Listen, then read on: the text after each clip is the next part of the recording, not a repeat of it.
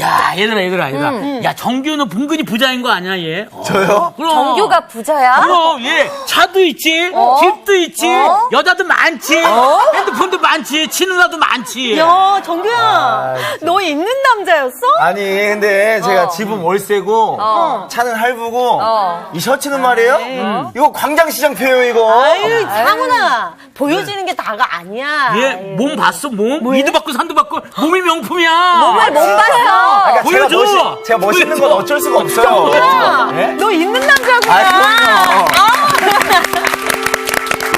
아니, 멋있는 걸 어떻게 숨깁니까? 아유, 오늘 고마해. 분위기가 좋으네. 예, 참 좋네요. 오늘 아주 뭐 화창한 날인 것처럼 그렇게들. 오늘 정규 씨 넥타이도 있어 보이는데. 아유, 감사합니다. 네, 이태리 있어 보여. 광장시장에 샀습니다. 네. 금방 이제 우리가 얘기하면서 뭔가 좀 있어 보인다 이렇게 얘기를 했잖아요. 네. 이게 우리 언제부터 이게 좀 부자라고 하는 말의 뜻으로 통용되기 시작했죠? 있다라고 하는 것이 있다와 없다. 오래되지는 않은 것 같은데. 예. 얘기해봐. 저는 돈이 그러니까 생겼을 때부터라고 이야기하는 그 여자들 같은 경우에는 네. 어떤 연예인들이나 어떤 주위에 조금 부자라고 하는 사람들이 입고 다니는 옷, 어떤 그런 가방, 이런 것들, 뭐 차, 네. 뭐 그래서 여자들은 쉽게 그런 어떤 가방이며 이미테이션 돼 있는 것들을 들음으로 인해서 나 또한 같이 그 무리에 속하는 거 아닌가라는 어떤 그렇죠. 대리 만족을 갖는 것 맞아. 같긴 해요. 네. 그래서 너 있어 보인다. 되게 듣고 싶어 하죠. 그 말을. 사람들이. 맞아요. 근데 이제 이게 굉장히 슬픈 경주인데. 네. 왜냐면은, 내가 어떤 희소성을 갖고 있는 것을 소유하고 있을 때 남들이 나를 따라올 수 없어. 그럴 땐 굉장히 만족도가 높은데 누군가가 나를 이제 흉내내기 시작하고 내가 가진 것을 그도 갖기 시작하면 그렇죠. 희소성이 떨어지니까 난 또 다른 것을 소유해야 하고 이거는 말할 수 없는 경주일 수밖에 없죠. 근데 여러분 사실은 우리가 있다라고 하는 것이 내가 여기에 있잖아요. 네. 그렇죠. 그렇죠. 소유한 것이 없다 해도 내가 여기 있다는 사실은 중시되지 않고 나라고 하는 존재를 장식해 줄 수 있는 무언가 이것이 더 소중한 것처럼 여겨지고 있죠. 맞아요. 그러니까 존재는 소홀히 여겨지고 소유가 중시되는 사회 이것이 우리를 목마르게 만들잖아요. 우리가 수업 시작하기 전이긴 합니다만은 이미 수업 시작됐나? 네. 본론으로 들어가기 전에 네. 한 가지 얘기를 하자면은 그리스의 문학가인 니코스 카잔차키스라고 하는 분이 있어요. 네. 그분이 썼던 자서전이 있는데 영혼의 자서전이라는 책입니다. 어린 시절에 그 크레타라고 하는 섬에서 교육을 받고 있을 때인데 크레타는 이제 지중해성 기후이니까 포도 작물을 많이 심었다고 합니다. 그러니까 집집마다 포도 수확철이 되면 포도들 다 수확해서 말리고 건포도 만드는 그 작업을 하는 거죠. 근데 어느 날 학교에 갔는데 비가 너무 많이 내리는 거예요. 그러니까 아이들은 수업을 할 생각이 없어요. 우리 집에 지금 널어놓은 저 포도 다 떠내려가겠다 하는 두려움만 있어요. 야, 학교 끝나고 학교를 이제 수업 다 안 하고 빨리 집으로 돌아가라고 가다 보니까 길도 막 끊겨 있고 집집마다 울음소리가 막 나요. 왜냐하면 다 떠내려간 거야. 한 해 농사 지었던 게. 그래서 자기 집에 가봤더니 자기 집 것도 다 떠내려갔어요. 그래서 이 어린 니코스가 아버지한테 이렇게 얘기합니다. 아버지, 이제 우리는 어떡하죠? 그래서 아버지가 이렇게 대답해요. 어떡하긴, 우리는 여기 있잖아. 그렇게 말했어요. 이것이 이제 이 니코스 카잔차키스의 평생의 기억에 남는 장면입니다. 말이고. 내가 소유하고 있던 것들이 다 사라진다고 해도 내가 여기 있다는 사실 그 자체만 해도 희망이 있는 거지. 네. 물론 우리가 살고 있는 세상이 위험해져서 정말 내 사랑하는 사람들이 내 곁에 없는 경우 있죠. 이건 참 위로받기가 어려운 경우이긴 합니다만 오늘 우리가 이 땅에 있다고 하는 것은 어쨌든 절망보다는 희망 쪽으로 돌아설 가능성이 있다 하는 얘기죠. 네. 자꾸만 나를 외적으로 장식하는 것들을 가지고 나를 규정하려고 할 때 사람은 노예가 되는 거예요. 네, 그렇죠? 맞습니다. 오늘 이런 얘기를 우리가 함께 나눠보고 싶어요. 네. 오늘 수업 시편 27강 허망한 집착에서 벗어나라. 오늘 우리가 함께 나눌 이야기는 시편 49편입니다. 네.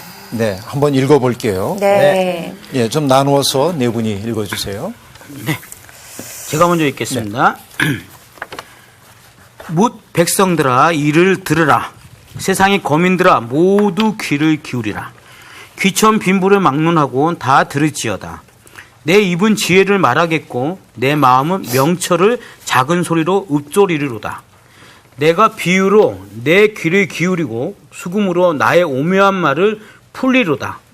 죄악이 나를 따라다니며 나를 애워싸는 환난의 날을 내가 어찌 두려워하랴.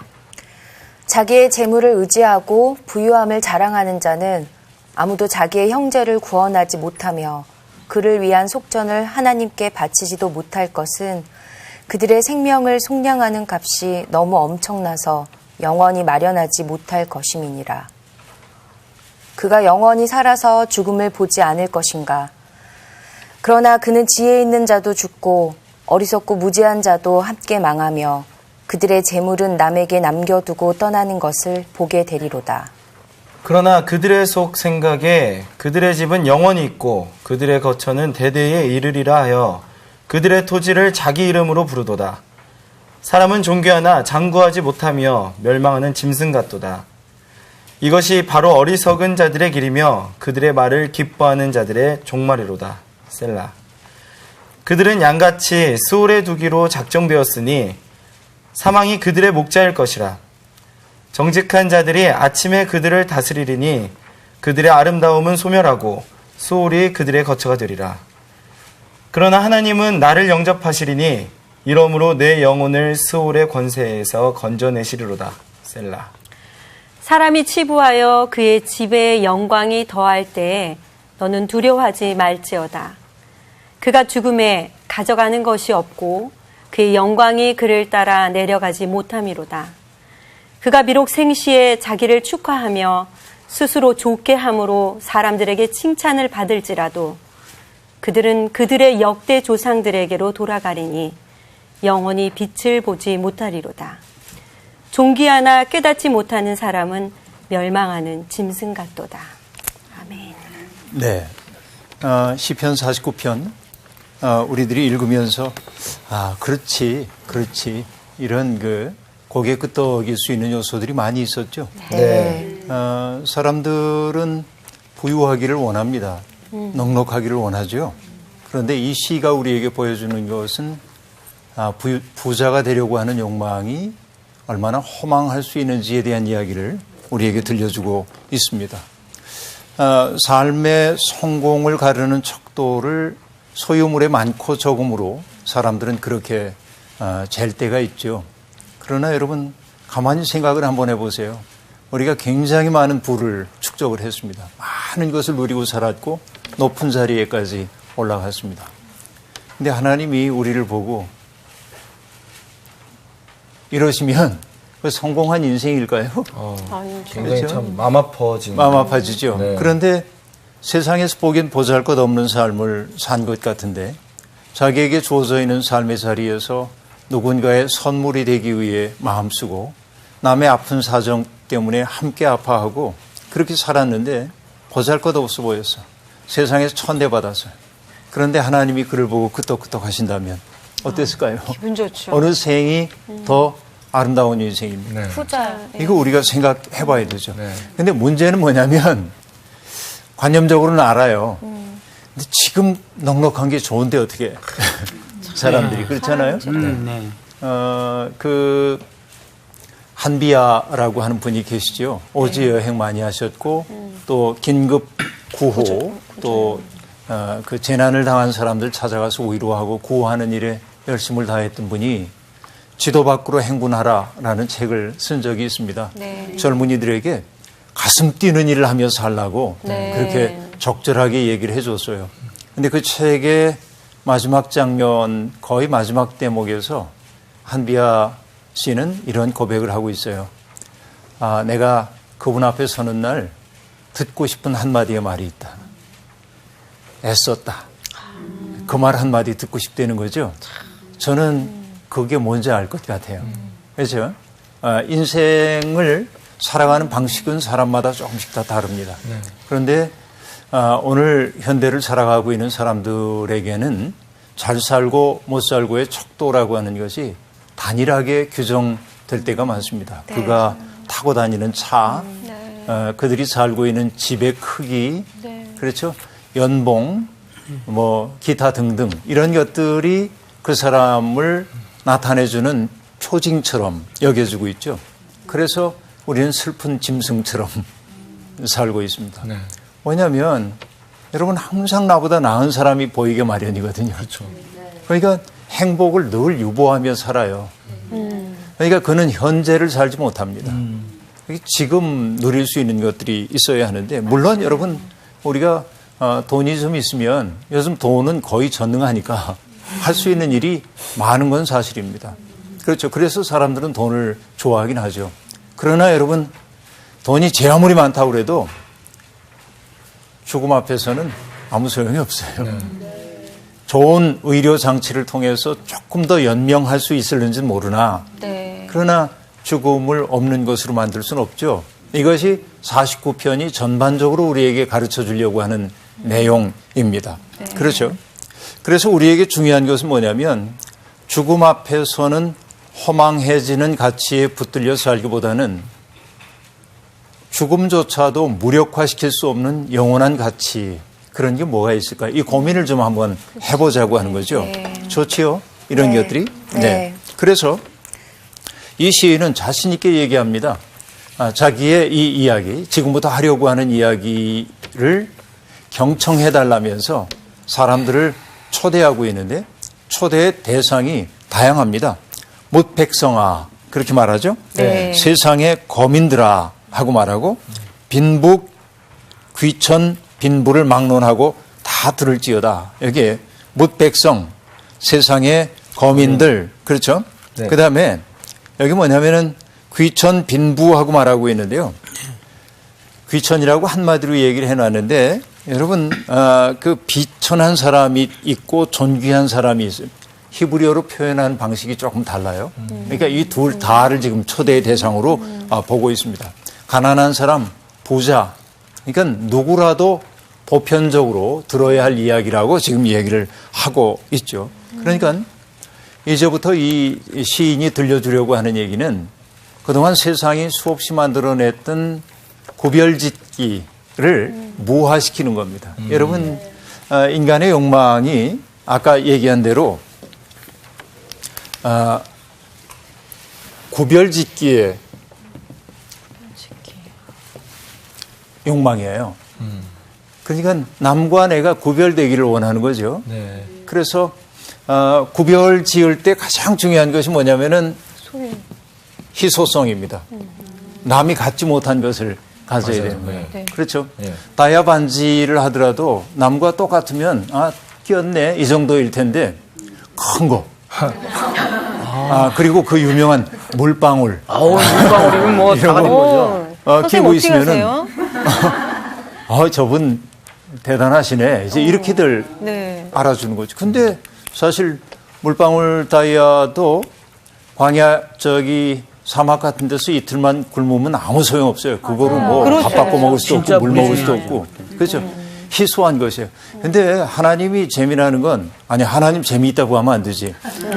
하나님의 놀라우신 섭리는 뭐냐면 인간에게 정말 필요한 것들은 흔하게 만드셨다는 거. 네. 공기. 맞아요. 그렇죠. 물도 사실 흔합니다. 요즘은 이제 물이 많이 오염돼서 우리들이 사 먹긴 합니다만은 사실 먹는 것도 그래요. 우리가 소박하게 먹기로 작정하면 먹을 거 이 지구가 충분히 공급해 줄 수 있습니다.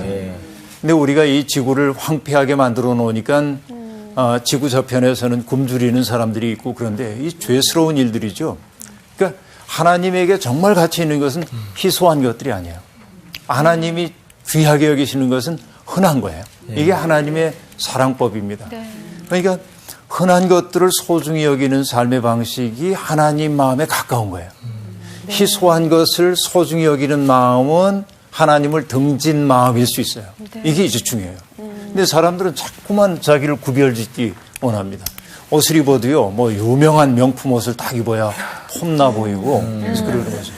나 그러고 싶은 욕구 하나도 없어요.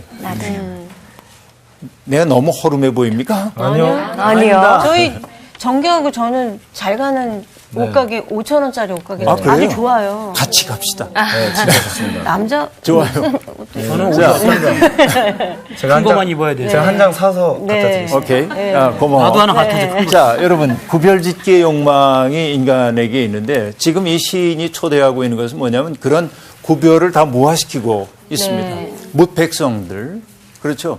아, 그리고 어떤 사람들이에요. 귀천 빈부를 막론하고 모두 다 내게 와라. 아, 이제 세상의 모든 거민들이 와서 들어라. 이제부터 내가 할 이야기는 뭐냐면 지혜의 얘기다 하고 얘기를 하고 있습니다. 그렇죠? 지혜라고 하는 건 호크마라고 하는 단어의 복수형으로 여기에 등장하고 있는데 왜 복수형을 사용하고 있냐면 여기 이제 우리가 그냥 지혜라고 되어 있지만 원문에는 복수 형태로 되어 있단 말이에요. 근데 이걸 복수로 말하는 까닭은 뭐냐면 그것이 심오한 지혜라고 하는 것을 나타내기 위해서 복수 형태를 쓰고 있어요. 그 다음에 뭐냐면은 내 마음은 명철을 작은 소리로 읍조리로다 하고 말하고 있는데 여기에 명철이라고 하는 것 역시 복수형으로 되어 있는데 이건 뭐냐면 깊은 통찰력. 내가 아주 심오한 지혜, 깊은 통찰력을 가진 말을 하겠다 하는 얘기예요. 근데 내가 비유에 내 귀를 기울인다 하고 말하고 있는데 비유는 뭐 여러분 예수님이 들려주신 그런 비유를 뜻한다기보다는 네. 이건 여러분 우리가 어떤 지혜를 얘기할 때 빗대서 얘기할 수밖에 없잖아요. 지혜뿐만 아니라 인간이 경험하고 있는 것을 남김없이 표현하기가 어려워. 네. 예컨대 내가 정규 씨를 사랑하는데 정규 씨가 나한테 목사님 나 얼마나 사랑해요? 하고 이렇게 물어보면 나 많이 사랑해. 근데 만족을 못해. 그럼 비유를 쓰는 거죠. 하늘만큼 땅만큼 이렇게 이런 게 이제 비유 꽉 차 보이는데. 꽉 차 보이죠. 원을 그려봐. 근데 그건 너무 상투적이야. 우리는 이게 상투성 극복하자고 하는 건데 네. 자꾸 생각을 해봐요. 어떤 비유를 써야 하는지. 그래서 여러분 드라마에도 그런 거 있잖아. 상투적 표현 안 하려고 내 안에 너 있다. 나 그거 하려고 했는데 지금. 여자들은 또 좋아합니다. 그런 거 좋아하지. 아니 그러니까 그건 독창적 표현이었잖아요. 그런 식으로 한번 해보는 거지. 이런 게 비유인데 어떤 그 풍자시라든지 수수께끼라든지 교훈, 예언 이런 것들이 여기서 얘기하고 있는 비유예요. 네. 그런데 여기에 이상한 말이 하나 있어요. 수금으로 나의 오묘한 말을 풀리로다 하고 말합니다.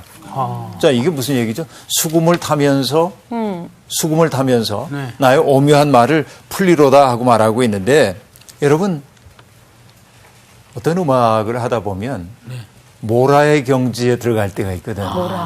엑스타시 순간에. 그러니까 수금을 탄다고 하는 것은 뭐냐면 일상적인 그런 삶의 현장, 의식 그것을 떠난 더 깊은 뭔가를 내가 이제는 너희들에게 말하겠다 이제 그런 얘기예요. 그렇죠? 우리가 일상적으로 가지고 있는 가치관을 넘어서는 어떤 깊은 지혜를 이제는 여러분들에게 얘기하려고 합니다. 그렇게 얘기해요. 그러면 우리 이제 귀를 쫑긋하는 거죠. 무슨 얘기를 하시려고 그러실까 그렇게 생각할 수 있어요. 그런데 그가 이렇게 얘기합니다. 그 말을 하기 전에 5절에서 단도직입적으로 뭐라고 말하냐면 이렇게 얘기하죠. 죄악이 나를 따라다니며 나를 애워싸는 환난의 나를 내가 어찌 두려워하랴 하고 말합니다. 자, 깊고 심오한 통찰을 지금 얘기하는데 그가 말하고 있는 건 뭐냐. 난 두렵지 않다. 죄의 유혹이 제 아무리 내게 다가온다고 할지라도 그리고 환난이 나를 애워싸는 것 같은 고통스러운 날이라고 해도 나는 두려워하지 않아. 여러분 이게 얼마나 대단합니까? 우리 전에 공부할 때도 얘기를 했는데 장기하라고 하는 젊은이 뮤지션이 있는데 그이가 들고 나왔던 노래 가운데 뭐 정확히 전 잘 모르겠습니다만 너희들이 들으면 깜짝 놀랄 만한 일을 얘기해 주겠다고 가사가 그래요. 그래서 무슨 깜짝 놀랄 만한 일인가 그랬더니 뭐라고 얘기하냐면 난 별일 없이 산다. 이렇게 얘기하는 거예요. 그래서 오늘을 살고 있는 사람들이 별일 없이 사는 사람들이 별로 없거든. 그러니까 너희들이 들으면은 배가 아플 만한 얘기를 내가 얘기해 줄게. 나 요즘 별일 없이 살아. 그렇게 얘기한단 말이죠. 근데 이제 그거는 어떻게 보면은 풍자죠. 네, 네. 풍자하고 있는 건데 오늘의 삶을 풍자하는 건데 이 시인이 모든 사람이 들어야 할 심오한 진리를 말하겠다. 그 진리는 뭐냐면 나 별일 없이 산다가 아니라 뭐예요? 죄의 유혹이 제 아무리 내게 다가온다고 해도 그리고 환란이 나를 에워싸는 것 같은 고통스러운 상황이 온다 해도 난 두려워하지 않는다. 난 흔들리지 않는다. 여러분 이 고백할 수 있다고 한다면 삶이 얼마나 좋겠어. 그러게요. 그렇죠? 예. 진짜 근데 우리는 든든하죠. 늘 새처럼 두려워하고 흔들리고 흔들리고 흔들바위처럼. 흔들바위처럼. 네. 흔들바위는 다행이지 넘어가지는 않으니까. 그러니까요. 네. 여하튼 이런 얘기를 지금 그가 하고 있습니다. 자, 그러면서 그가 하는 얘기가 뭐냐면 자기의 재물을 의지하고 부유함을 자랑하는 자는 아무도 자기의 형제를 구원하지 못한다. 이렇게 얘기합니다. 그를 위한 속전을 하나님께 바치지도 못한다 하고 말합니다. 자, 자기의 재물을 의지합니다. 대부분의 사람들이 재물을 의지하지요. 그렇죠. 의지합니다. 그리고 부유하면 그것을 굉장히 자랑스러워합니다. 근데 여러분, 제가 독일 가보면 독일 집들 보면은 겉에서 보면 참 소박해 보입니다. 아, 소박하게 사네. 그런데 그 집에 들어가 보면 참 잘 살아요. 그 뒤편으로 좋은 정원도 있고요. 그들은 뭐냐면은 잘 사는 것을 굳이 드러내 보이려고 하지 않는 거죠. 네. 그렇죠. 그게 남에게 폐해가 될 수도 있기 때문에. 우린 잘 살면 좀 드러내 보여야 돼. 그렇죠. 이게 좀 속상한 네. 일감. 우리 너무 가난해서 그랬나? 그동안? 근데 여하튼 여러분 자기의 재물을 의지하고 부유함을 자랑하는 자는 아무도 자기 형제를 구원하지 못한다. 여러분 이 얘기는 뭐냐면 그 형제가 죽음의 고비 속에 있을 때 제 아무리 많은 값을 치러준다 해도 죽는 사람을 살려낼 수 있는 도리는 없다. 이제 그런 얘기이죠. 그렇죠? 네. 왜냐하면 그를 살려달라고 하나님에게 속전을 바칠 수도 없어. 하나님, 제가 이만큼 드릴 테니까 내 형제 살게 해주세요. 이렇게 해도 소용없어. 네. 죽음 앞에서는. 이제 그런 얘기이죠. 그렇게 이제 말하고 있습니다. 그런데 여러분 여기 자기 형제라고 얘기를 하니까 여러분 사실은 인간이 꼭 그렇죠. 형제는 고륙지친이기 때문에 내 몸과 마찬가지이지만 그래도 형제는 나와 또 달라. 그렇죠. 네. 여기에 자기 형제라고 번역되어 있는 단어가 애매합니다. 그래서 새 번역 성경은 자기 형제를 뭐라고 번역했냐면 자기 생명이라고 했습니다. 그럼 자기 생명으로 보자고 한다면 형제 얘기가 아니라 네. 어떻게 되죠? 자기의 내가 자기- 제 아무리 부유하다고 해도 그렇죠. 내가 내 생명을 위한 값을 지불하고 생명 살 수는 없다. 그런 얘기죠. 이게 결정적 한계에 있죠. 이러저러한 것들은 살 수 있어요. 네. 그렇죠. 그러나 내 생명을 살 수는 없다. 생명이라고 하는 것은 뭐예요? 주어지는 것이에요. 내가 값 주고 내 생명 산 거 아니거든요. 하나님에 의해 생명이 내게 주어졌을 뿐이죠. 여러분, 생명은 살 수가 없어. 주어지는 거지. 그래서 은총이에요. 내가 오늘 살아있다라고 하는 것이 은총인 까닭은 내가 하나님 앞에 값을 치르지 않았는데도 주어졌기 때문에 소중한 거예요. 그렇잖아요. 그런데 하나님이 숨을 거둬가시면 가야 하는데 인간이 내 인생이 아깝다고 그래가지고 잠시 좀 중단 잠깐만요. 그러고 자기 재물 다 갖다 준다고 해서 살 수 없다 그 얘기지. 오늘 강의 시작하면서 니코스 카잔차키스 얘기를 했는데 자꾸 떠오르니 어떻게 근데 이제 그가 이렇게 얘기합니다. 죽음이 자기를 찾아오면 자기는 굉장히 살고 싶은 생명이기 때문에 잠시 동안 멈춰달라고 하고 이렇게 얘기하고 싶대. 지나가는 사람들에게 내게 15분씩만 적선해 주시오. 내게 15분씩만 적선해 주시오. 그래서 자기가 하다 못한 일들을 하고 싶대. 근데 이건 불가능한 꿈입니다. 그렇죠. 우리들이 그렇게 말할 수가 없죠. 네. 그래서 그는 신 앞에 서는 날 당신이 내게 하란 일 이렇게 감당하고 내 발로 여기 이렇게 서 있습니다 하고 떳떳하게 말하고 싶대요. 근데 여러분 어떻게 보면 부질없음을 알기 때문에 하는 얘기예요. 그것이. 그렇죠. 어떻게 내가 15분을 주겠어요. 내가 상훈 씨 정말 사랑하지만 상훈 씨가 나한테 목사님 15분만 주세요 그러면 내 생명을 줄 수가 없잖아요. 네. 생명은 내게 아니기 때문에. 그러니까 하나님 주시는 것이기 때문에. 그런 얘기죠. 네. 이렇게 이제 얘기해요. 그건 너무 비싸서 생명을 살 수는 없어. 그렇죠. 그가 영원히 살아서 죽음을 보지 않을 것인가? 여러분, 돈이라고 하는 것은 일종의, 여러분,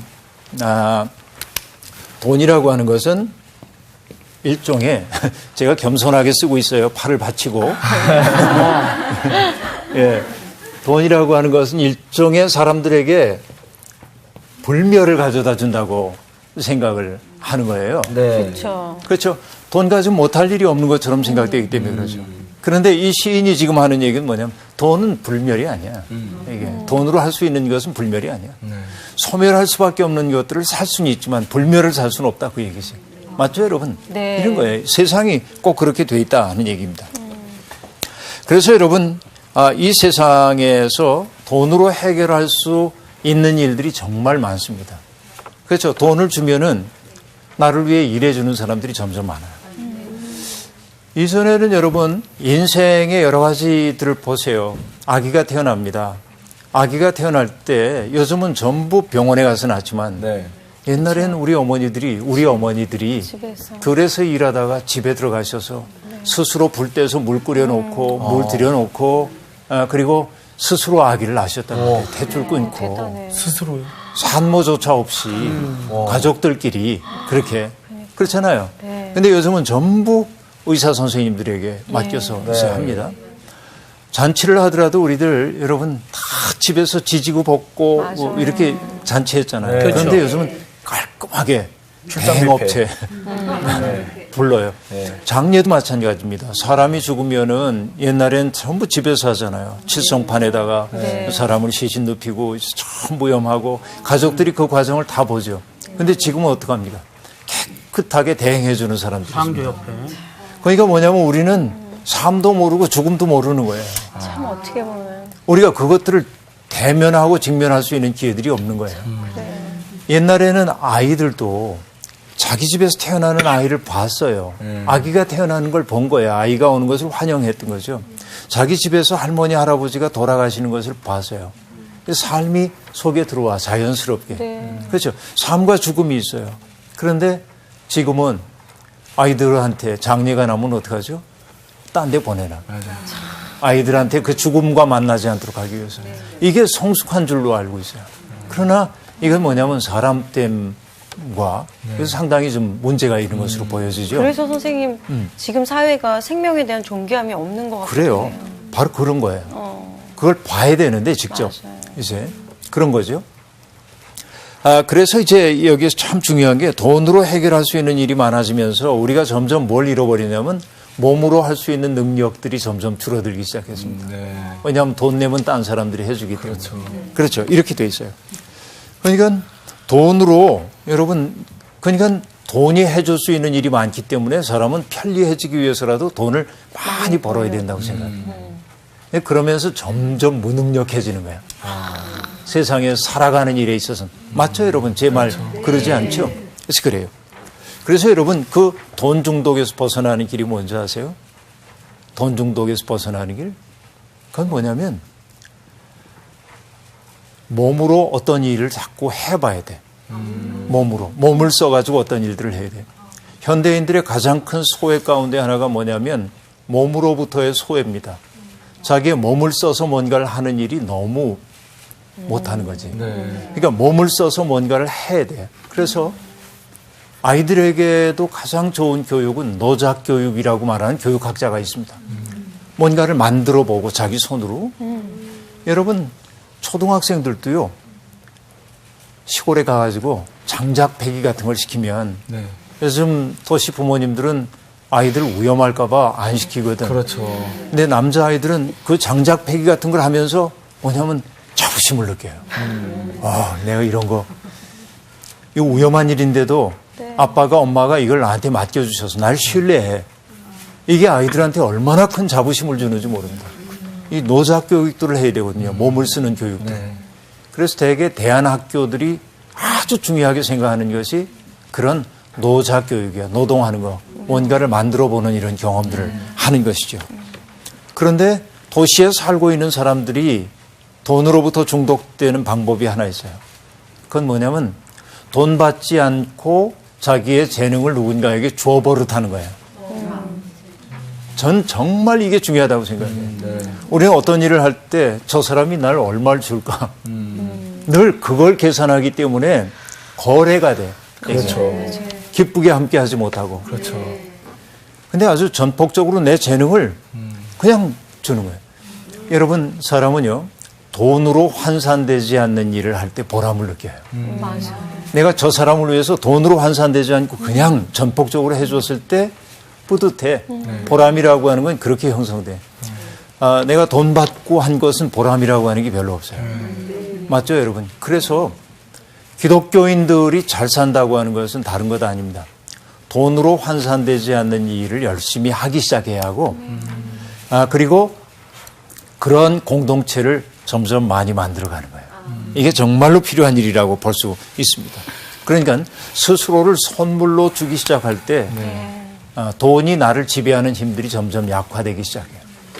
이 보람이 내 속에 들어오는 거지. 그래서 내 속에 보람이라고 하는 자원이 넉넉해지면 소유하지 못한 것이 우리에게 주는 상실감이 사라져요. 갖지 않아도 괜찮아. 괜찮아. 왜냐하면 내 속에 보람이라고 하는 자원이 넉넉하기 때문에. 그렇죠. 그렇죠. 그러니까 여러분, 결국 돈 중독에서 헤어나는 길은 뭐냐? 여러분, 내가 누군가에게 선물이 될 수 있는 삶을 훈련하고 그 삶을 실천하기 시작할 때임을 알 수 있어요. 저는 이게 굉장히 중요한 거라고 생각을 하고 있습니다. 자, 그런데요. 그 다음에 이 시인이 하는 얘기가 뭐냐면, 여러분, 인간은 어차피 죽을 수밖에 없다 그거예요. 여러분, 다 인정하죠? 네. 안 죽을 거예요? 우리 죽을 수밖에 없잖아요. 네. 그런데 여러분, 일전에도 얘기했지만 사람들이 이렇게 생각한대요. 나는 언젠가 죽을 것이다. 그러나 지금은 아니야. 그렇죠. 언제나. 그걸 누가 알아? 모르죠. 내가 언제 죽을는지. 그렇잖아요. 그렇죠. 근데 난 언제라도 죽을 수 있는 존재이다 하는 얘기이죠. 지혜 있는 자도 죽습니다. 어리석고 무지한 자도 함께 망합니다. 그런데 그렇게 되면 어떻게 해요? 그가 그렇게도 애지중지했던 재물이 다른 사람에게 넘어가는 거예요. 네. 그렇잖아요. 그래요. 그들이 속생각에 뭐라고 얘기하냐면, 자기들의 집은 영원히 있고 자기들의 거처는 대대에 이르리라 하고 토지를 자기의 몫으로 해놓지만 떠나고 나면 그 이름 사라져버리고 마는 거죠. 토지 가지고 갈 수 있는 것도 아니고. 그래서 여러분 12절이 이렇게 말하네요. 사람은 존귀하나 장구하지 못하며 멸망하는 짐승 같도다. 죽음 앞에서는 짐승과 인간이 다를 바가 없단 말이죠. 네, 그렇게 지금 얘기를 하고 있어요. 바로 그것이 뭐냐면 소멸하는 것, 영원하지 못할 것들, 그런 것들을 집착하고 사는 사람의 길이 어리석은 길이라고 얘기하고 있습니다. 그렇죠? 그게 정말 어리석은 길이다 하고 말합니다. 자, 그러면 여러분, 두 가지 운명이 있어요. 13절부터 나오는 얘기가 그런 건데요. 두 가지 운명입니다. 하나는 자신을 믿는 어리석은 사람들, 또 그들의 말을 기뻐하며 따르는 사람들의 운명이 있는데요. 그 운명은 뭐냐면 양같이 수월에 끌려가고 죽음이 그들의 목자가 될 것이다. 어리석은 자들, 죽음이 목자가 될 것이다. 그렇게 말합니다. 그러나 올바른 사람들은, 또 정직한 사람들이 그들 위에 군림할 것이다 하고 말합니다. 나는 이 군림한다고 하는 번역은 그다지 좋아하지는 않습니다. 왜냐하면 군림이라는 게 좀 너무 억압적인 것처럼 느껴지기 때문이에요. 정직하고 의로운 사람들이 누구 위에 군림하는 것은 아니죠. 그렇죠? 그들보다 정신적으로 높은 자리에 있는 거죠. 더 높은 자리에 있는 것이죠. 근데 여러분, 어리석은 사람들은 수월로 끌려가는 짐승 같다 하고 말합니다. 여러분, 우리 개신교에서는 연옥이라고 하는 것을 인정하지 않지만 중세기의 가톨릭, 지금도 뭐 가톨릭은 그런 연옥소를 가지고 있긴 합니다만은 연옥이라고 하는 게 있다고 했어요. 얘기했다시피 천국 가기에는 좀 부족하고 그냥 지옥 보내자니 조금 아깝고 그런 사람들이 모여 있는 거. 모여서 자기를 정화하는 장소가 있는데 그게 연옥이다. 그런데 거기에는 7단계의 정화의 단계가 있습니다. 그거를 단테라고 하는 신곡의 저자인 단테 아시죠? 네. 읽었는지는 묻지 않을게요. 그냥 단테가 신곡을 썼다는 건 아시잖아요. 알죠. 단테의 신곡. 네. 거기에 보면 연옥편을 보면 7가지의 산을 통과해가는 장면이 나옵니다. 네. 이걸 뭐라고 얘기했냐면 7가지의 죄의 뿌리가 있어. 이런 죄들을 지은 사람들이 거기에 있는 거예요. 그게 뭐냐면 교만, 인색함, 또 음욕, 분노, 그 다음에 탐욕, 질투, 게으름. 이것이 7가지입니다. 우리 다 7가지 죄의 뿌리예요. 그러게요. 우리 다 갖고 있는 거 아니야? 다 가지고 있지 우리들이. 네. 근데 여기에서 인색이라고 하는 것은 돈을 쓰지 않는 자린고비만을 얘기하는 건 아니에요. 뭐냐면 제일 큰 인색이 뭔지 아세요? 남을 인정하지 않으려는 마음이 인색합니다. 네? 누구를 보면서 참 좋다. 경탄해 주지 못하는 마음. 그러니까 쟤는 좋긴 해. 하지만 이렇게 꼭 얘기하고 싶은 마음이 있거든요. 이게 바로 인색함이에요. 그렇죠? 이게 참 부끄러운 일인데 그런 마음들이 정화돼야 되는데 천국 가려면. 그러니까 우리가 연옥교리를 믿어서가 아니라 지금 우리의 삶이 연옥이야. 어떻게 보면. 맞죠? 우리가 이런 것들에 시달리고 있잖아요. 그렇죠? 교만, 인색, 음욕, 분노, 탐욕, 질투, 게으름 이런 것에 이제 푹 빠져서 살고 있다고 얘기할 수 있어요. 그런데 이렇게 얘기합니다. 15절. 그러나 하나님은 나를 영접하시리니 이러므로 내 영혼을 수월의 권세에서 건져내시리로다. 그렇게 말합니다. 자, 그러나라고 하는 게 중요해요. 자, 이게 인간의 보편적 운명이라고 해도 하나님은 나를 영접하실 거다. 자, 달리 얘기하면 이게 뭐냐면 내가 하나님 믿는다고 해서 죽음의 운명으로부터 벗어날 수 있는 건 아니에요. 그러나 하나님의 뜻대로 이 땅에서 살던 사람들은 아까 얘기한 대로면 누군가에게 선물이 되기 위해 마음 쓰며 살았던 사람들은 하나님이 영접해 주신다 하는 얘기죠. 네. 그렇게 해서 죽음의 세계로 옮겨간다 해도 하나님과의 친밀한 관계가 흩어지지 않는 거예요. 그렇죠? 이것이 아름다운 삶이라고 그렇게 지금 얘기하고 있는 거죠. 자, 하나님과의 관계를 죽음조차도 파괴할 수 없다. 그렇게 얘기합니다. 그러므로 여러분 16절이 결론 삼아서 얘기합니다. 사람이 치부하여 그의 집에 영광이 더할 때 너는 두려워하지 말아라. 여러분 두려워하지 말라고 하는 말을 이렇게 바꿔보죠. 부러워하지 말아라. 한 글자 차이인데 그렇죠. 그들이 잘 되는 거 너무 부러워하지 마. 부러워하면 지는 거라면서요. 네. 근데 그 말도 슬퍼요. 부러워하면 그래요, 지는 거야. 맞아요. 나 안 부러워할 거야. 이게 참 슬퍼. 마음이 네. 그렇게 되어지더라고요. 그렇죠. 예. 근데 참 하나님께 감사하는 것은 나는 어떤 사람들이 잘해놓고 사는 걸 보면 좋네. 예. 그거로 끝. 내가 어떻게 하고 싶다는 생각 없어. 이거 하나님이 내게 주신 마음에서 참 좋은 근데요, 거예요. 그렇게 좋은 집, 막, 네. 아무리 비싼 차, 뭐, 이렇게 이런 집을, 하여튼 집을 비교한다면 그런 좋은 집에 갔어요. 네. 근데, 이 집 좋다 하는데, 혹시나 제가 그 집에서 잠을 잤다 하면, 우리 집이 내 제일 집이죠. 좋다. 이런 생각 들어요. 그죠? 잠을 자보면. 예. 어쨌든 우리 얘기를 좀 이제 맞춰야 할 것 같은데요. 네. 자, 제 아무리 많이 모아놔도 죽음이 닥쳐올 때 가져갈 수 없어요. 그의 영광도 그와 동행할 수가 없어요. 그러면 여러분 어떻게 하려는 얘기입니까? 오늘을 한껏 살라 그 얘기예요. 오늘을 충실하게 살아야 돼요. 네. 마음만 열면 누릴 수 있는 것들이 너무나 많은 거죠. 아름다움이 세상에 많아요. 그래서 여러분 오늘을 누리기 위해 해야 하는 중요한 게 있습니다. 그게 뭐냐면 멈춰서야 돼 자꾸만. 멈춰. 죽으라고 질주할 때는 아름다움을 볼 수가 없어요. 멈춰서야 돼. 하나님 앞에 예배를 드린다는 건 멈춰섬이거든. 그렇죠? 멈춰서야 돼. 구상 선생님이 계신데 돌아가셨는데 말씀의 실상이라고 하는 시를 남기셨습니다. 그 어른이 이렇게 얘기합니다. 영혼의 눈에 끼었던 무명의 백태가 벗겨지며 나를 에워싼 만유일체가 말씀임을 깨닫습니다. 영혼의 백태가 벗겨지니까 세상에 있는 모든 게 다 하나님의 말씀인 것을 알았대. 그리고 이렇게 얘기합니다.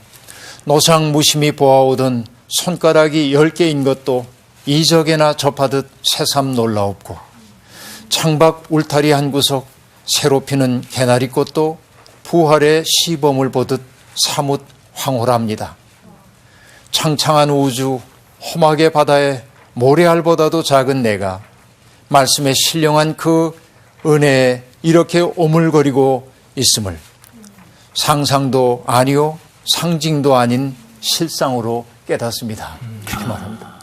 여러분, 이 시 뭘 지금 우리에게 얘기하죠? 내 눈에 끼었던 백태가 벗겨지니까 무슨 백태라고 얘기하죠? 무명의 백태 그래서요. 무명. 이것은 무명은 빛이 없는 상태이지만 어리석음이거든. 그게 벗겨지고 나니까 세상에 온통 하나님의 말씀이야. 그러고 보니까 새삼스럽게 내 손가락이 10개라는 것도 기적 같고 저 담장에 피어있는 개나리꽃도 마치 부활처럼 신비롭게 느껴져요. 여러분, 이렇게 생을 누릴 수 있다고 한다면 다이아몬드 못 가진 건 뭐 그렇게 불행한 일이겠어요. 다이아몬드를 가지고 있으면서 그것을 누릴 줄 모르는 사람보다 이걸 누릴 줄 알기에 다이아몬드 부러워하지 않는 사람이 더 멋있는 신앙이 아니겠어요? 여러분, 하나님은 우리가 그런 기쁨을 누리며 살기를 원하십니다. 그렇죠? 부유하려고 하는 그 마음이 우리 속에 지옥을 만들어요. 그렇죠? 그러나 이미 주어져 있는 것을 감사하면서 이웃에게 내가 선물이 되려고 하는 마음이 천국을 만듭니다. 오늘 시편 49편은 그런 멋진 세계로 우리를 초대해 줬습니다. 오늘 수업 마치겠습니다. 고맙습니다. 갑자기 그게 생각났어. 얼마 전에 아는 집사님이 돌아가셨는데 아침에 돌아가실지 몰랐어. 근데 바깥 집사님한테 그러더래. 별로 부유한 집이 아니거든. 당신이랑 있어서 나 참 행복했어요. 당신하고 살면서 나 정말 좋았어요. 느닷없이 아침에 그런 말씀을 하시더래. 그러고 나서 오후에 돌아가셨다. 그러니까는 그 부부가 둘이 살면서 이번 주 퀴즈입니다. 나병 환자 10명이 예수님을 만나서 깨끗함을 받았으나 그중 한 명만이 예수님께 돌아왔습니다. 이 한 사람에 대한 설명으로 거리가 먼 것은 1번 예수의 발 아래 엎드려 감사하였다. 2번 큰 소리로 하나님께 영광을 돌렸다. 3번 제사장에게만 보이고 그냥 갔다. 정답을 아시는 분은 CBS 성사학당 홈페이지에 정답을 올려주시거나 우편으로 보내주시면 됩니다. 보내실 곳은 서울특별시 양천구 목동 서로 159의 1번지 CBS 성서학당 담당자 앞입니다. 연락처를 꼭 남겨주세요. 선정되신 분들에게는 대한성서공회에서 성경, 송태근 선생님의 내가 어디 있느냐, 하나님이 꿈꾸는 교회, 김기석 선생님의 오래된 새 길, 신의인 선생님의 땅과 하늘의 갈림길에서, 구미정 선생님의 두 글자로 신학하기 가운데 하나를 드립니다. 오케이. 고마워. 나도 하나 갖다 줘. 자, 여러분, 구별짓기의 욕망이 인간에게 있는데 지금 이 시인이 초대하고 있는 것은 뭐냐면 그런 구별을 다 무화시키고 있습니다. 뭇백성들, 그렇죠. 그리고 어떤 사람들이에요. 귀천 빈부를 막론하고 모두 다 내게 와라. 이제 세상의 모든 거민들이 와서 들어라. 이제부터 내가 할 이야기는 뭐냐면 지혜의 얘기다 하고 얘기를 하고 있습니다. 그렇죠? 지혜라고 하는 건 호크마라고 하는 단어의 복수형으로 여기에 등장하고 있는데 왜 복수형을 사용하고 있냐면 여기 이제 우리가 그냥 지혜라고 되어 있지만 원문에는 복수 형태로 되어 있단 말이에요. 근데 이걸 복수로 말하는 까닭은 뭐냐면 그것이 심오한 지혜라고 하는 것을 나타내기 위해서 복수 형태를 쓰고 있어요. 그 다음에 뭐냐면은 내 마음은 명철을 작은 소리로 읊조리로다 하고 말하고 있는데 여기에 명철이라고 하는 것 역시 복수형으로 되어 있는데 이건 뭐냐면 깊은 통찰력. 내가 아주 심오한 지혜, 깊은 통찰력을 가진 말을 하겠다 하는 얘기예요. 근데 내가 비유에 내 귀를 기울인다 하고 말하고 있는데 비유는 뭐 여러분 예수님이 들려주신 그런 비유를 뜻한다기보다는 이건 여러분 우리가 어떤 지혜를 얘기할 때 빗대서 얘기할 수밖에 없잖아요. 지혜뿐만 아니라 인간이 경험하고 있는 것을 남김없이 표현하기가 어려워. 네. 예컨대 내가 정규 씨를 사랑하는데 정규 씨가 나한테 목사님 나 얼마나 사랑해요? 하고 이렇게 물어보면 나 많이 사랑해. 근데 만족을 못해. 그럼 비유를 쓰는 거죠. 하늘만큼? 땅만큼. 이렇게. 이런 게 이제 비유. 꽉 차 보이는데. 꽉 차 보이죠. 원을 그려봐. 근데 그건 너무 상투적이야. 우리 이게 상투성 극복하자고 하는 건데 네. 자꾸 생각을 해봐요. 어떤 비유를 써야 하는지. 그래서 여러분 드라마에도 그런 거 있잖아. 상투적 표현 안 하려고. 내 안에 너 있다. 나 그거 하려고 그랬는데 지금. 여자들은 또 좋아합니다. 그런 거 좋아하지. 아니 그러니까 그건 독창적 표현이었잖아요. 그런 식으로 한번 해보는 거지. 이런 게 비유인데 어떤 그 풍자시라든지 수수께끼라든지 교훈, 예언 이런 것들이 여기서 얘기하고 있는 비유예요. 네. 그런데 여기 이상한 말이 하나 있어요. 수금으로 나의 오묘한 말을 풀리로다 하고 말합니다. 자, 이게 무슨 얘기죠? 수금을 타면서 네. 나의 오묘한 말을 풀리로다 하고 말하고 있는데 여러분 어떤 음악을 하다 보면 모라의 경지에 들어갈 때가 있거든. 엑스타시 순간에. 그러니까 수금을 탄다고 하는 것은 뭐냐면 일상적인 그런 삶의 현장, 의식, 그것을 떠난 더 깊은 뭔가를 내가 이제는 너희들에게 말하겠다. 이제 그런 얘기예요. 그렇죠? 우리가 일상적으로 가지고 있는 가치관을 넘어서는 어떤 깊은 지혜를 이제는 여러분들에게 얘기하려고 합니다. 그렇게 얘기해요. 그러면 우리 이제 귀를 쫑긋하는 거죠. 무슨 얘기를 하시려고 그러실까? 그렇게 생각할 수 있어요. 그런데 그가 이렇게 얘기합니다. 그 말을 하기 전에 5절에서 단도직입적으로 뭐라고 말하냐면 이렇게 얘기하죠. 죄악이 나를 따라다니며 나를 애워싸는 환난의 날을 내가 어찌 두려워하랴 하고 말합니다. 자, 깊고 심오한 통찰을 지금 얘기하는데 그가 말하고 있는 건 뭐냐. 난 두렵지 않다. 죄의 유혹이 제 아무리 내게 다가온다고 할지라도 그리고 환난이 나를 애워싸는 것 같은 고통스러운 날이라고 해도 나는 두려워하지 않아. 여러분 이게 얼마나 대단합니까? 우리 전에 공부할 때도 얘기를 했는데 장기하라고 하는 젊은이 뮤지션이 있는데 그이가 들고 나왔던 노래 가운데 뭐 정확히 전 잘 모르겠습니다만 너희들이 들으면 깜짝 놀랄 만한 일을 얘기해 주겠다고 가사가 그래요. 그래서 무슨 깜짝 놀랄 만한 일인가 그랬더니 뭐라고 얘기하냐면 난 별일 없이 산다. 얘기하는 거예요. 그렇죠. 오늘을 살고 있는 사람들이 별일 없이 사는 사람들이 별로 없거든. 그러니까 너희들이 들으면은 배가 아플 만한 얘기를 내가 얘기해 줄게.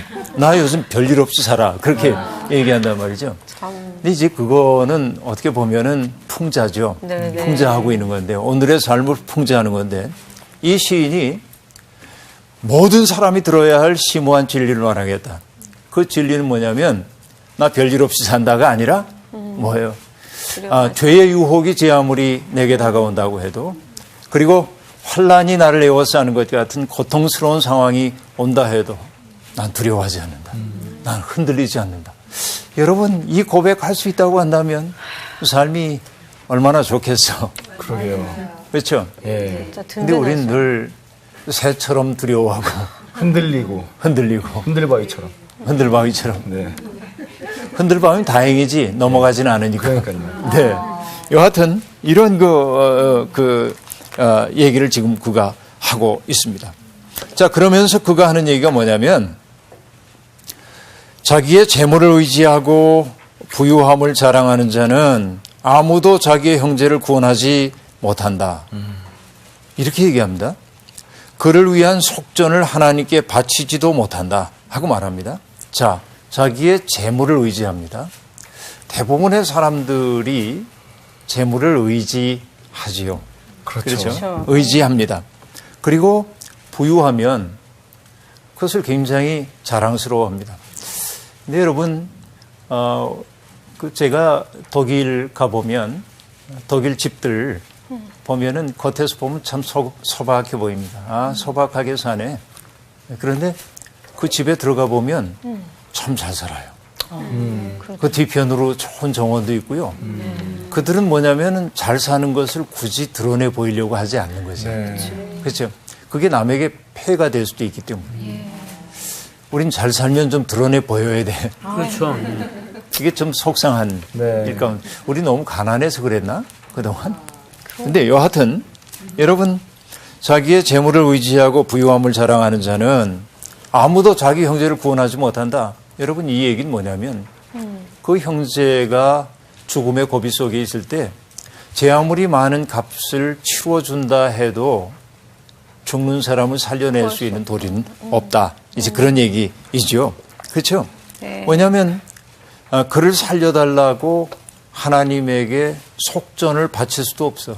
하나님, 제가 이만큼 드릴 테니까 내 형제 살게 해주세요. 이렇게 해도 소용없어. 네. 죽음 앞에서는. 이제 그런 얘기이죠. 그렇게 이제 말하고 있습니다. 그런데 여러분, 여기 자기 형제라고 얘기를 하니까 여러분, 사실은 인간이 꼭 그렇죠. 형제는 고륙지친이기 때문에 내 몸과 마찬가지이지만 그래도 형제는 나와 또 달라. 그렇죠. 네. 여기에 자기 형제라고 번역되어 있는 단어가 애매합니다. 그래서 새 번역 성경은 자기 형제를 뭐라고 번역했냐면 자기 생명이라고 했습니다. 그럼 자기 생명으로 보자고 한다면 형제 얘기가 아니라 어떻게 되죠? 자기의 내가 자기- 제 아무리 부유하다고 해도 그렇죠. 내가 내 생명을 위한 값을 지불하고 생명 살 수는 없다. 그런 얘기죠. 이게 결정적 한계이죠. 이러저러한 것들은 살 수 있어요. 그렇죠. 그러나 내 생명을 살 수는 없다. 생명이라고 하는 것은 뭐예요? 주어지는 것이에요. 내가 값 주고 내 생명 산 거 아니거든요. 하나님에 의해 생명이 내게 주어졌을 뿐이죠.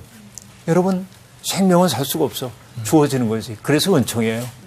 내가 오늘 살아있다라고 하는 것이 은총인 까닭은 내가 하나님 앞에 값을 치르지 않았는데도 주어졌기 때문에 소중한 거예요. 그렇잖아요. 그런데 하나님이 숨을 거둬가시면 가야 하는데 인간이 내 인생이 아깝다고 그래가지고 잠시 좀 중단, 잠깐만요. 그러고 자기 재물 다 갖다 준다고 해서 살 수 없다 그 얘기지. 오늘 강의 시작하면서 니코스 카잔차키스 얘기를 했는데 자꾸 떠오르니 어떻게 근데 이제 그가 이렇게 얘기합니다. 죽음이 자기를 찾아오면 자기는 굉장히 살고 싶은 생명이기 때문에 잠시 동안 멈춰달라고 하고 이렇게 얘기하고 싶대. 지나가는 사람들에게 내게 15분씩만 적선해 주시오. 내게 15분씩만 적선해 주시오. 그래서 자기가 하다 못한 일들을 하고 싶대. 근데 이건 불가능한 꿈입니다. 그렇죠. 우리들이 그렇게 말할 수가 없죠. 그래서 그는 신 앞에 서는 날 당신이 내게 하란 일 이렇게 감당하고 내 발로 여기 이렇게 서 있습니다 하고 떳떳하게 말하고 싶대요. 근데 여러분 어떻게 보면 부질없음을 알기 때문에 하는 얘기예요. 그것이. 그렇죠. 어떻게 내가 15분을 주겠어요. 내가 상훈 씨 정말 사랑하지만 상훈 씨가 나한테 목사님 15분만 주세요 그러면 내 생명을 줄 수가 없잖아요. 네. 생명은 내게 아니기 때문에. 그러니까 하나님 주시는 것이기 때문에. 그런 얘기죠. 네. 이렇게 이제 얘기해요. 그건 너무 비싸서 생명을 살 수는 없어. 그렇죠. 그가 영원히 살아서 죽음을 보지 않을 것인가? 여러분, 돈이라고 하는 것은 일종의, 여러분, 돈이라고 하는 것은 일종의, 제가 겸손하게 쓰고 있어요. 팔을 받치고. 예.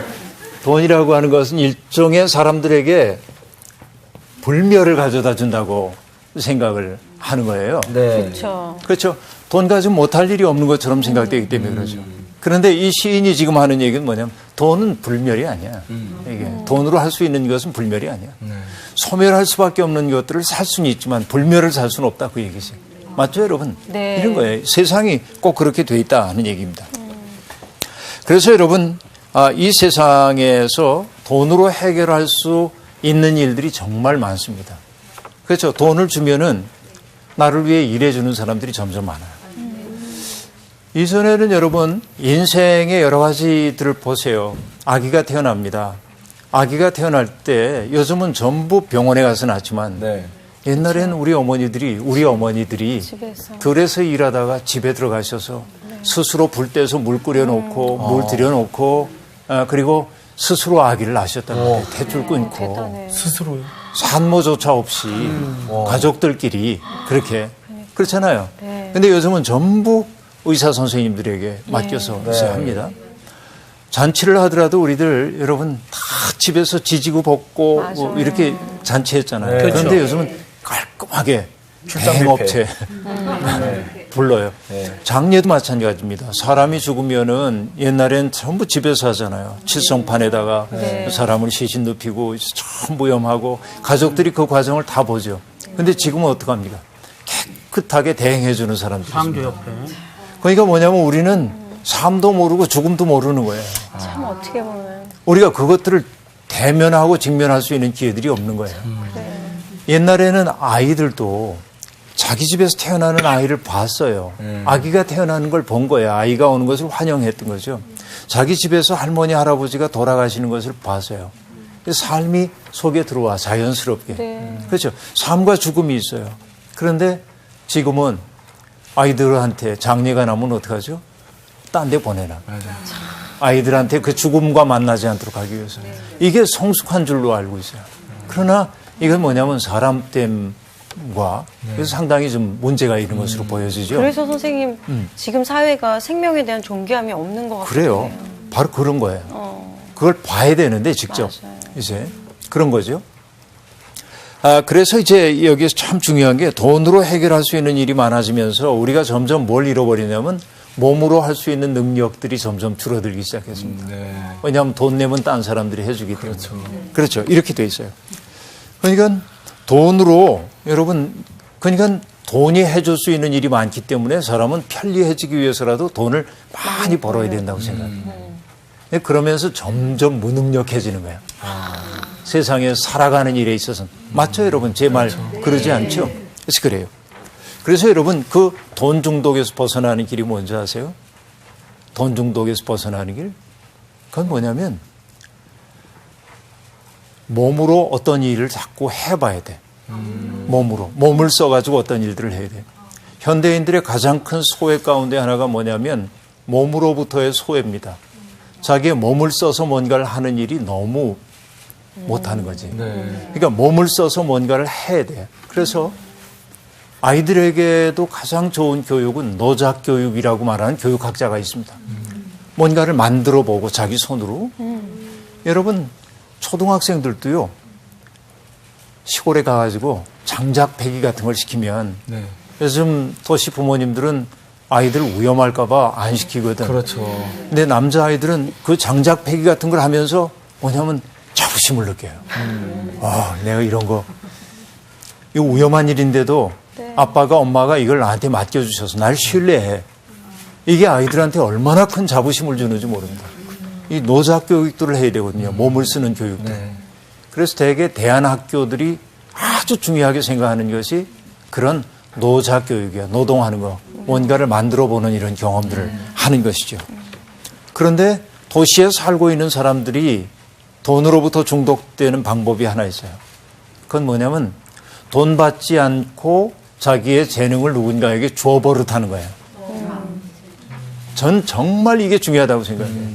우리는 어떤 일을 할 때 저 사람이 날 얼마를 줄까? 늘 그걸 계산하기 때문에 거래가 돼. 그렇죠. 기쁘게 함께 하지 못하고. 그렇죠. 근데 아주 전폭적으로 내 재능을 그냥 주는 거예요. 여러분, 사람은요, 우리들이 읽으면서, 그렇지. 이런 고개 끄덕일 수 있는 요소들이 많이 있었죠. 네. 사람들은 부유하기를 원합니다. 넉넉하기를 원하죠. 그런데 이 시가 우리에게 보여주는 것은 부자가 되려고 하는 욕망이 얼마나 허망할 수 있는지에 대한 이야기를 우리에게 들려주고 있습니다. 삶의 성공을 가르는 척도를 소유물의 많고 적음으로 사람들은 그렇게 잴 때가 있죠. 그러나 여러분 가만히 생각을 한번 해보세요. 우리가 굉장히 많은 부를 축적을 했습니다. 많은 것을 누리고 살았고 높은 자리에까지 올라갔습니다. 근데 하나님이 우리를 보고 이러시면 그 성공한 인생일까요? 굉장히 그렇죠? 참 마음 아파지는. 마음 아파지죠. 네. 그런데 세상에서 보기엔 보잘것없는 삶을 산 것 같은데 자기에게 주어져 있는 삶의 자리에서 누군가의 선물이 되기 위해 마음 쓰고 남의 아픈 사정 때문에 함께 아파하고 그렇게 살았는데 보잘것없어 보였어. 세상에서 천대받았어요.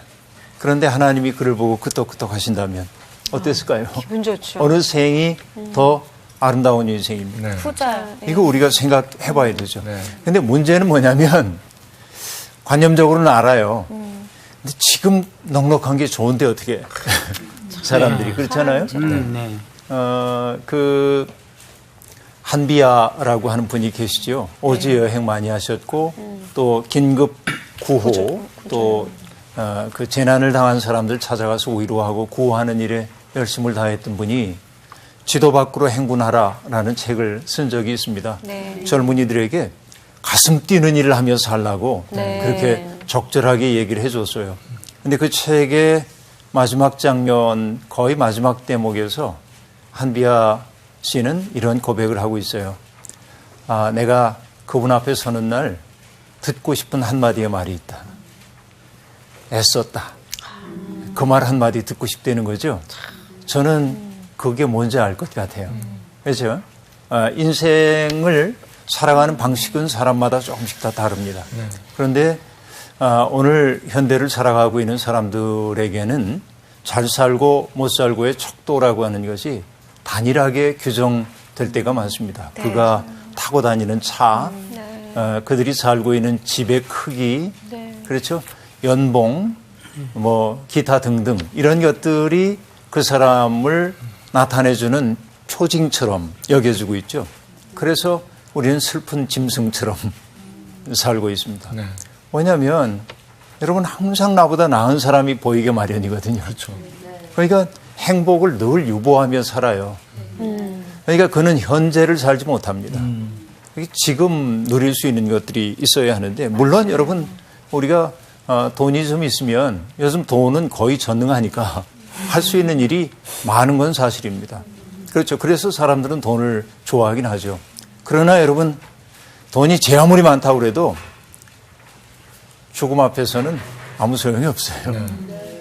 좋은 의료 장치를 통해서 조금 더 연명할 수 있을는지는 모르나 네. 그러나 죽음을 없는 것으로 만들 수는 없죠. 이것이 49편이 전반적으로 우리에게 가르쳐 주려고 하는 내용입니다.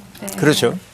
그래서 우리에게 중요한 것은 뭐냐면 죽음 앞에서는 허망해지는 가치에 붙들려 살기보다는 죽음조차도 무력화시킬 수 없는 영원한 가치 그런 게 뭐가 있을까? 이 고민을 좀 한번 해보자고 하는 거죠. 좋지요? 이런 네. 것들이. 네. 그래서 이 시인은 자신 있게 얘기합니다. 자기의 이 이야기, 지금부터 하려고 하는 이야기를 경청해달라면서 사람들을 초대하고 있는데 초대의 대상이 다양합니다. 뭇백성아 그렇게 말하죠. 네. 세상의 거민들아 하고 말하고 빈북 귀천 빈부를 막론하고 다 들을지어다. 여기에 뭇백성 세상의 거민들 그렇죠. 네. 그다음에 여기 뭐냐면은 귀천 빈부하고 말하고 있는데요. 귀천이라고 한마디로 얘기를 해놨는데 여러분 그 비천한 사람이 있고 존귀한 사람이 있어요. 히브리어로 표현하는 방식이 조금 달라요. 그러니까 이 둘 다를 지금 초대의 대상으로 보고 있습니다. 가난한 사람, 부자. 그러니까 누구라도 보편적으로 들어야 할 이야기라고 지금 얘기를 하고 있죠. 그러니까 이제부터 이 시인이 들려주려고 하는 얘기는 그동안 세상이 수없이 만들어냈던 구별짓기를 무화시키는 겁니다. 여러분 인간의 욕망이 아까 얘기한 대로 구별짓기의 욕망이에요. 그러니까 남과 내가 구별되기를 원하는 거죠. 네. 그래서 구별 지을 때 가장 중요한 것이 뭐냐면은 희소성입니다. 남이 갖지 못한 것을 가져야 맞아요. 되는 거예요. 네. 그렇죠. 네. 다이아 반지를 하더라도 남과 똑같으면 끼었네 이 정도일 텐데 큰 거. 그리고 그 유명한 물방울. 아우, 물방울이면 뭐 다 가는 거죠. 키우고 선생님 어떻게 있으면은 하세요? 저분 대단하시네. 이제 이렇게들 네. 알아주는 거죠. 근데 사실 물방울 다이아도 광야 사막 같은 데서 이틀만 굶으면 아무 소용 없어요. 그거를 뭐 밥 그렇죠. 바꿔 먹을 수도 진짜 없고 물 먹을 수도 무리예요. 없고. 그렇죠. 희소한 것이에요. 근데 하나님이 재미나는 건 아니 하나님 재미있다고 하면 안 되지. 하나님의 놀라우신 섭리는 뭐냐면 인간에게 정말 필요한 것들은 흔하게 만드셨다는 거. 네. 공기 맞아요. 그렇죠. 물도 사실 흔합니다. 요즘은 이제 물이 많이 오염돼서 우리들이 사 먹긴 합니다만은 네. 사실 먹는 것도 그래요. 우리가 소박하게 먹기로 작정하면 네. 먹을 거 이 지구가 충분히 너무 공급해 줄 수 많아요. 있습니다. 네. 근데 우리가 이 지구를 황폐하게 만들어 놓으니까 지구 저편에서는 굶주리는 사람들이 있고 그런데 이 죄스러운 일들이죠. 그러니까 하나님에게 정말 가치 있는 것은 희소한 것들이 아니에요.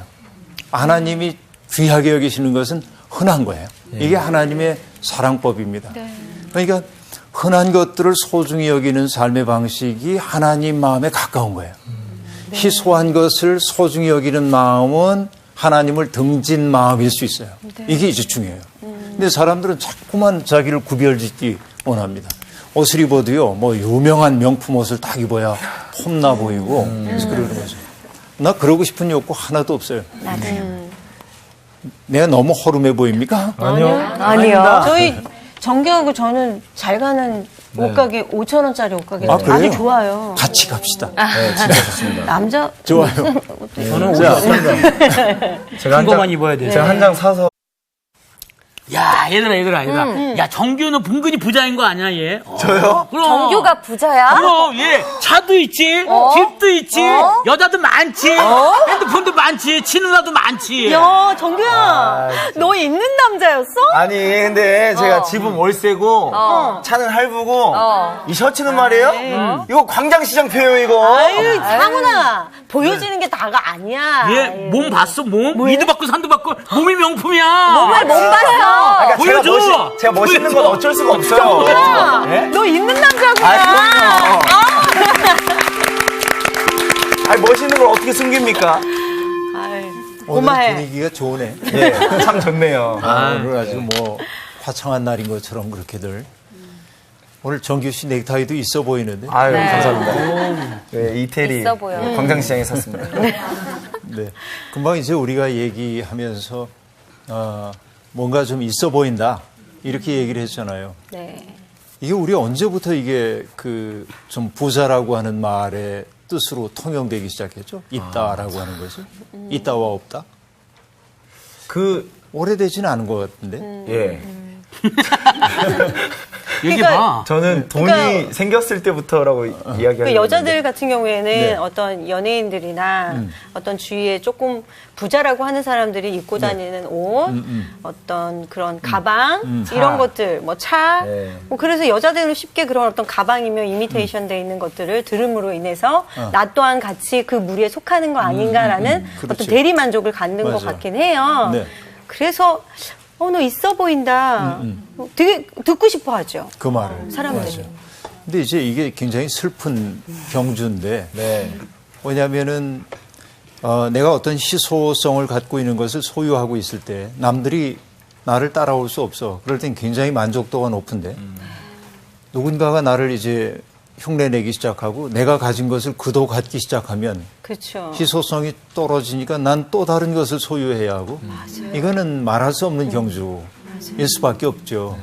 근데 여러분 사실은 우리가 있다라고 하는 것이 내가 여기에 있잖아요. 네. 그렇죠. 그렇죠. 소유한 것이 없다 해도 내가 여기 있다는 사실은 중시되지 않고 나라고 하는 존재를 장식해 줄 수 있는 무언가 이것이 더 소중한 것처럼 여겨지고 있죠. 맞아요. 그러니까 존재는 소홀히 여겨지고 소유가 중시되는 사회 이것이 우리를 목마르게 만들잖아요. 우리가 수업 시작하기 전이긴 합니다만은 이미 수업 시작됐나? 네. 본론으로 들어가기 전에 네. 한 가지 얘기를 하자면은 그리스의 문학가인 니코스 카잔차키스라고 하는 분이 있어요. 네. 그분이 썼던 자서전이 있는데 영혼의 자서전이라는 책입니다. 어린 시절에 그 크레타라고 하는 섬에서 교육을 받고 있을 때인데 크레타는 이제 지중해성 기후이니까 포도 작물을 많이 심었다고 합니다. 그러니까 집집마다 포도 수확철이 되면 포도들 다 수확해서 말리고 건포도 만드는 그 작업을 하는 거죠. 근데 어느 날 학교에 갔는데 비가 너무 많이 내리는 거예요. 그러니까 아이들은 수업을 할 생각이 없어요. 우리 집에 지금 널어놓은 저 포도 다 떠내려가겠다 하는 두려움만 있어요. 야, 학교 끝나고 학교를 이제 수업 다 안 하고 빨리 집으로 돌아가라고 가다 보니까 길도 막 끊겨 있고 집집마다 울음소리가 막 나요. 왜냐하면 다 떠내려간 거야. 한 해 농사 지었던 게. 자기 집에 가봤더니 자기 집 것도 다 떠내려갔어요. 그래서 이 어린 니코스가 아버지한테 이렇게 얘기합니다. 아버지, 이제 우리는 어떡하죠? 그래서 아버지가 이렇게 대답해요. 어떡하긴, 우리는 여기 있잖아. 그렇게 말했어요. 이것이 이제 이 니코스 카잔차키스의 평생의 기억에 남는 장면입니다. 말이고. 내가 소유하고 있던 것들이 다 사라진다고 해도 내가 여기 있다는 사실 그 자체만 해도 희망이 있는 거지. 물론 우리가 살고 있는 세상이 위험해져서 정말 내 사랑하는 사람들이 내 곁에 없는 경우 있죠. 이건 참 위로받기가 어려운 경우이긴 합니다만 오늘 우리가 이 땅에 있다고 하는 것은 어쨌든 절망보다는 희망 쪽으로 돌아설 가능성이 있다 하는 얘기죠. 그래서 자꾸만 나를 외적으로 장식하는 것들을 가지고 나를 규정하려고 할 때 사람은 노예가 되는 거예요. 네, 그렇죠? 맞습니다. 오늘 이런 얘기를 우리가 함께 나눠보고 싶어요. 네. 오늘 수업 시편 27강 허망한 집착에서 벗어나라. 오늘 우리가 함께 나눌 이야기는 시편 49편입니다. 네. 네, 한번 읽어볼게요. 네. 예, 좀 나누어서 네 분이 읽어주세요. 제가 먼저 읽겠습니다. 뭇 백성들아 이를 들으라. 세상의 거민들아 모두 귀를 기울이라. 귀천 빈부를 막론하고 다 들을지어다. 내 입은 지혜를 말하겠고 내 마음은 명철을 작은 소리로 읊조리리로다. 내가 비유로 내 귀를 기울이고 수금으로 나의 오묘한 말을 풀리로다. 죄악이 나를 따라다니며 나를 애워싸는 환난의 날을 내가 어찌 두려워하랴. 자기의 재물을 의지하고 부유함을 자랑하는 자는 아무도 자기의 형제를 구원하지 못하며 그를 위한 속전을 하나님께 바치지도 못할 것은 그들의 생명을 속량하는 값이 너무 엄청나서 영원히 마련하지 못할 것임이니라. 그가 영원히 살아서 죽음을 보지 않을 것인가. 그러나 그는 지혜 있는 자도 죽고 어리석고 무지한 자도 함께 망하며 그들의 재물은 남에게 남겨두고 떠나는 것을 보게 되리로다. 그러나 그들의 속 생각에 그들의 집은 영원히 있고 그들의 거처는 대대에 이르리라 하여 그들의 토지를 자기 이름으로 부르도다. 사람은 존귀하나 장구하지 못하며 멸망하는 짐승 같도다. 이것이 바로 어리석은 자들의 길이며 그들의 말을 기뻐하는 자들의 종말이로다. 셀라. 그들은 양같이 수월에 두기로 작정되었으니 사망이 그들의 목자일 것이라. 정직한 자들이 아침에 그들을 다스리리니 그들의 아름다움은 소멸하고 수월이 그들의 거처가 되리라. 그러나 하나님은 나를 영접하시리니 이러므로 내 영혼을 수월의 권세에서 건져내시리로다. 셀라. 사람이 치부하여 그의 집에 영광이 더할 때에 너는 두려워하지 말지어다. 그가 죽음에 가져가는 것이 없고 그의 영광이 그를 따라 내려가지 못함이로다. 그가 비록 생시에 자기를 축하하며 스스로 좋게 함으로 사람들에게 칭찬을 받을지라도 그들은 그들의 역대 조상들에게로 돌아가리니 영원히 빛을 보지 못하리로다. 존귀하나 깨닫지 못하는 사람은 멸망하는 짐승 같도다. 아멘. 네. 시편 49편. 돈으로 환산되지 않는 일을 할 때 보람을 느껴요. 맞아. 내가 저 사람을 위해서 돈으로 환산되지 않고 그냥 전폭적으로 해줬을 때 뿌듯해. 보람이라고 하는 건 그렇게 형성돼.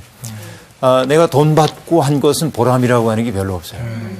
맞죠, 여러분? 그래서 기독교인들이 잘 산다고 하는 것은 다른 것 아닙니다. 돈으로 환산되지 않는 일을 열심히 하기 시작해야 하고, 그리고 그런 공동체를 점점 많이 만들어가는 거예요.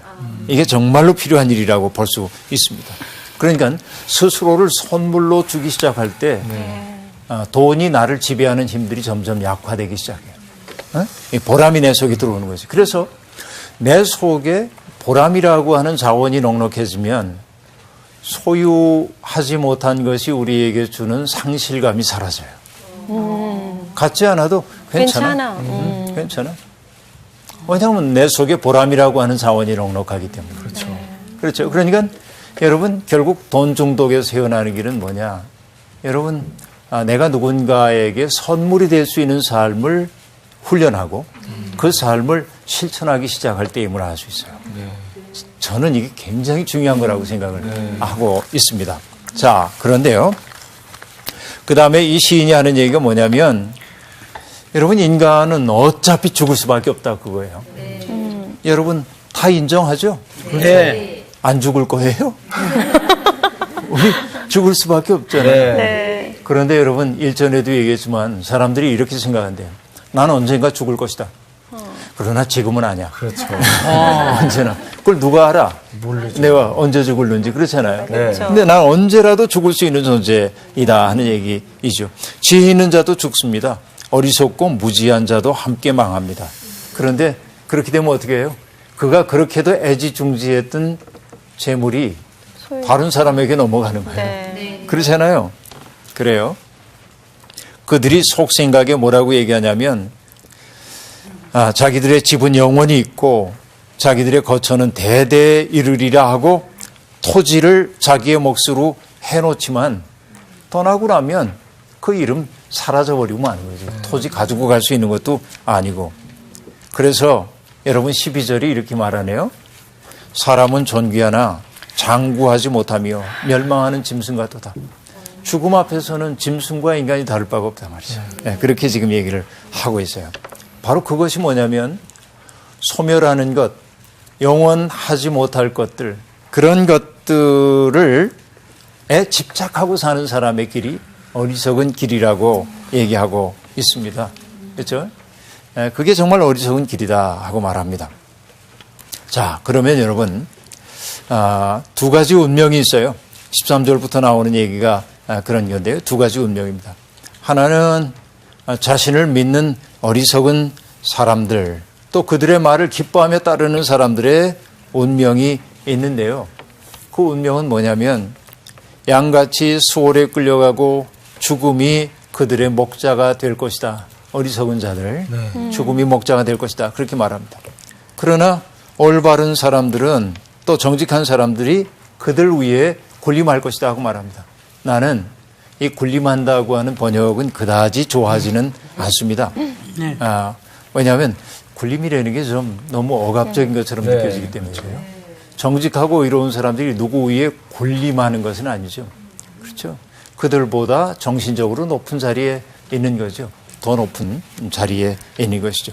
근데 여러분, 어리석은 사람들은 수월로 끌려가는 짐승 같다 하고 말합니다. 여러분, 우리 개신교에서는 연옥이라고 하는 것을 인정하지 않지만 중세기의 가톨릭, 지금도 뭐 가톨릭은 그런 연옥소를 가지고 있긴 합니다만은 연옥이라고 하는 게 있다고 했어요.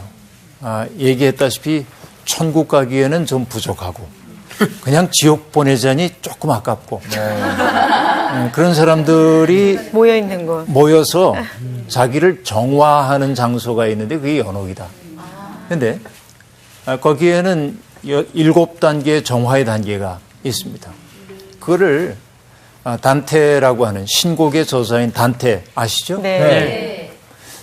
읽었는지는 묻지 않을게요. 그냥 단테가 신곡을 썼다는 건 아시잖아요. 알죠. 단테의 신곡. 네. 거기에 보면 연옥편을 보면 7가지의 산을 통과해가는 장면이 나옵니다. 네. 이걸 뭐라고 얘기하냐면 7가지의 죄의 뿌리가 있어. 이런 죄들을 지은 사람들이 거기에 있는 거예요. 그게 뭐냐면 교만, 인색함, 또 음욕, 분노, 그 다음에 탐욕, 질투, 게으름. 이것이 7가지입니다. 7가지 죄의 뿌리예요. 그러게요. 우리 다 갖고 있는 거 아니에요? 다 가지고 있지 우리들이. 네. 근데 여기에서 인색이라고 하는 것은 돈을 쓰지 않는 자린고비만을 얘기하는 건 아니에요. 뭐냐면 제일 큰 인색이 뭔지 아세요? 남을 인정하지 않으려는 마음이 인색함이에요. 네? 누구를 보면서 참 좋다. 경탄해 주지 못하는 마음. 그러니까 쟤는 좋긴 해. 하지만 이렇게 꼭 얘기하고 싶은 마음이거든요. 이게 바로 인색함이에요. 그렇죠? 이게 참 부끄러운 일인데 그런 마음들이 정화돼야 되는데 천국 가려면. 그러니까 우리가 연옥교리를 믿어서가 아니라 지금 우리의 삶이 연옥이야. 어떻게 보면. 맞죠? 우리가 이런 것들에 시달리고 있잖아요. 그렇죠? 교만, 인색, 음욕, 분노, 탐욕, 질투, 게으름 이런 것에 이제 푹 빠져서 살고 있다고 얘기할 수 있어요. 그런데 이렇게 얘기합니다. 15절. 그러나 하나님은 나를 영접하시리니 이러므로 내 영혼을 수월의 권세에서 건져내시리로다. 그렇게 말합니다. 자, 그러나라고 하는 게 중요해요. 자, 이게 인간의 보편적 운명이라고 해도 하나님은 나를 영접하실 거다. 자, 달리 얘기하면 이게 뭐냐면 내가 하나님 믿는다고 해서 죽음의 운명으로부터 벗어날 수 있는 건 아니에요. 그러나 하나님의 뜻대로 이 땅에서 살던 사람들은 아까 얘기한 대로면 누군가에게 선물이 되기 위해 마음 쓰며 살았던 사람들은 하나님이 영접해 주신다 하는 얘기죠. 네. 그렇게 해서 죽음의 세계로 옮겨간다 해도 하나님과의 친밀한 관계가 흩어지지 않는 거예요. 그렇죠? 이것이 아름다운 삶이라고 그렇게 지금 얘기하고 있는 거죠. 자, 하나님과의 관계를 죽음조차도 파괴할 수 없다. 그렇게 얘기합니다. 그러므로 여러분 16절이 결론 삼아서 얘기합니다. 사람이 치부하여 그의 집에 영광이 더할 때 너는 두려워하지 말아라. 여러분 두려워하지 말라고 하는 말을 이렇게 바꿔보죠. 부러워하지 말아라. 한 글자 차이인데 그렇죠. 그들이 잘 되는 거 너무 부러워하지 마. 부러워하면 지는 거라면서요. 네. 근데 그 말도 슬퍼요. 부러워하면 지는 거야. 나